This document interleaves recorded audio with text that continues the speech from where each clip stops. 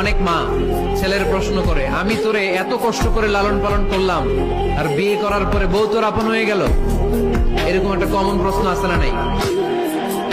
দেখ, চালাক ছেলে মারে উত্তর দিছে, মা তুমি মা ডাক শোনার জন্য জীবনে কি কষ্টটাই না করছো। আমারে তুমি 10 মাস 10 দিন পেটে ধারণ করছো, এত বড় বস্তা, খাইতে পারতা না, টয়লেটে যেতে পারতা না, খালি বমি করতে, ওষুধ খাইতা।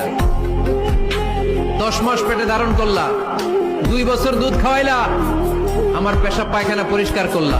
এরপর 2 বছর বয়সে 3 বছর বয়সে আমার মুখে বোল ফুটলো, তখন আমি তোমারে ডাকতে শুরু করলাম, মা মা। এই মা ডাক শোনার জন্য তুমি এত কষ্ট করলে, আর পরের বাড়ির মাইয়া বাড়িতে আইসাই তোমারে ডাকা শুরু করছে মা মা। তো যেই লোক তোমারে মা ডাকে তারে আমি ভালোবাসবো না কেন মা? ঠিক কিনা? আমার মুখের মা ডাক শোনার জন্য তুমি এত কষ্ট করলা, কি কষ্ট। আর পরের বাড়ির চিনি